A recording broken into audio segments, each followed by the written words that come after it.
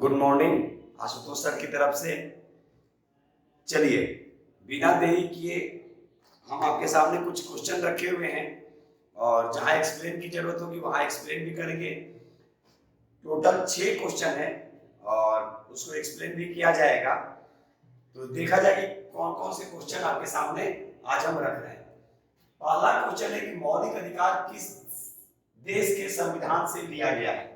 याद रखिए, तो मौलिक अधिकार किस देश के संविधान से लिया गया है? तो यूएसए।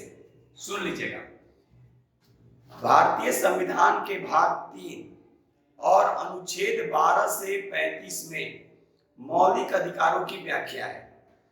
यह यूएसए के संविधान से लिया गया है।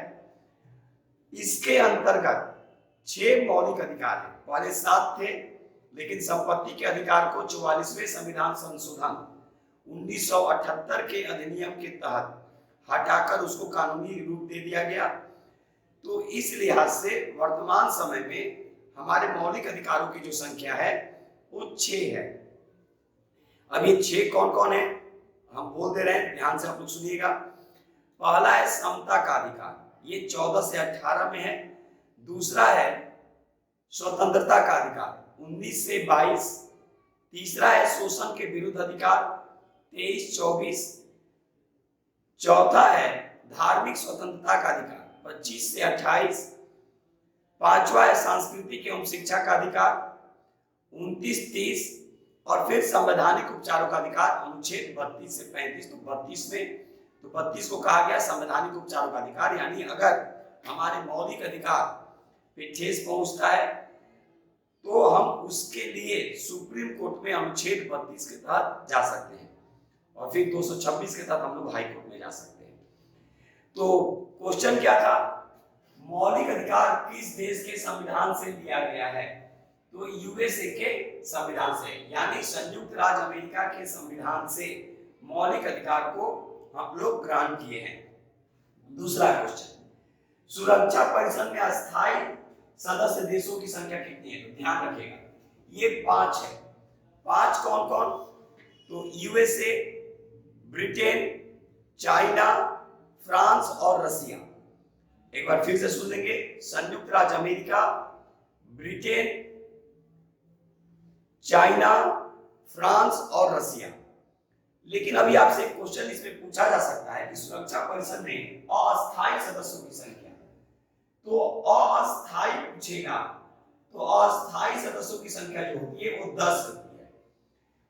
अभी आपसे ये भी क्वेश्चन पूछा जा सकता है कि भारत जो है अभी सुरक्षा परिषद में अस्थायी तौर पे नियुक्त हुआ है, तो कब से रहेगा? तो भारत का भी जो ध्यान रखिएगा कि भारत जो अभी भारत को जो शामिल जो किया गया है सुरक्षा परिषद के अस्थायी सदस्य में, ये 1 जनवरी 2021 से 31 दिसंबर 2022 तक भारत इसका सदस्य रहेगा। तो ये भी क्वेश्चन आपसे पूछे जाने की संभावना है और काफी इंपॉर्टेंट है। तो डेट याद रखिएगा, 1 जनवरी 2021 से 31 दिसंबर 2022 तक। चलिए क्वेश्चन नंबर 3 देखेंगे। कहता है कि एलोरा की गुफाओं का निर्माण किसने करवाया था? तो याद रखिएगा, राष्ट्रकूट शासकों ने, राष्ट्रकूट के जो शासक जो थे, इन्होंने एलोरा की गुफाओं का निर्माण करवाया। आपसे ये भी क्वेश्चन पूछा जा सकता है कि जो एलोरा की जो गुफा है उसमें किस धर्म के लोगों की के लिए ये गुफाओं का निर्माण किया गया? तो इसमें 3 धर्म है। पहला बौद्ध धर्म, तो गुफा संख्या 1 से 12, गुफा संख्या 1 से 12 में बौद्ध धर्म के लिए है। गुफा संख्या 13 से 29 ये सनातन धर्म यानी हिंदू धर्म के लिए, और गुफा संख्या 30 से 34 ये जैन धर्म के लिए, इसमें जैन धर्म के लिए शामिल किया गया है, यानी जैन धर्म की उसमें चर्चा है। तो कहने का मतलब कि यहाँ पर तीनों धर्म यानी बौद्ध धर्म, गुफा संख्या याद रखना है, उसके बाद सनातन धर्म, उसका भी गुफा संख्या याद रखना है, और जैन धर्म, उसका भी गुफा संख्या याद रखना है। यानी टोटल इसमें यानी कुल गुफाओं की संख्या जो है एलोरा में वो 34 है।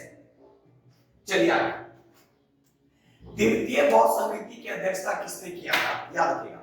तो तृतीय बौद्ध समिति की जो अध्यक्षता जो की गई थी, ये मौलिक के द्वारा किया गया। याद रखिएगा, एक क्वेश्चन बौद्ध समिति से हमेशा रहता है, ठीक है। 4 बौद्ध समितियां हुई थी, इसमें तीसरा है, ठीक है। पहला आपको याद रखना है कि किसके अध्यक्षता में, शासक कौन था। दूसरा भी उसी तरह याद रखना है, अध्यक्ष कौन थे, शासक कौन थे, स्थान कहाँ है।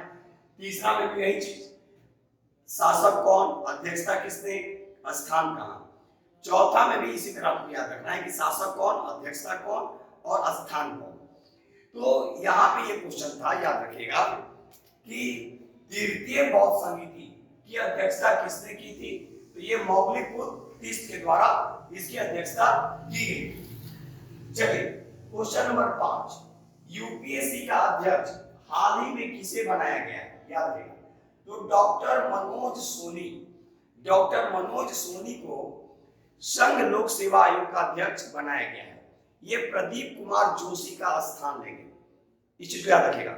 यानी प्रदीप कुमार जोशी के स्थान पर यूपीएससी का नया अध्यक्ष किसे नियुक्त किया गया है, तो ये डॉक्टर मनोज सोनी।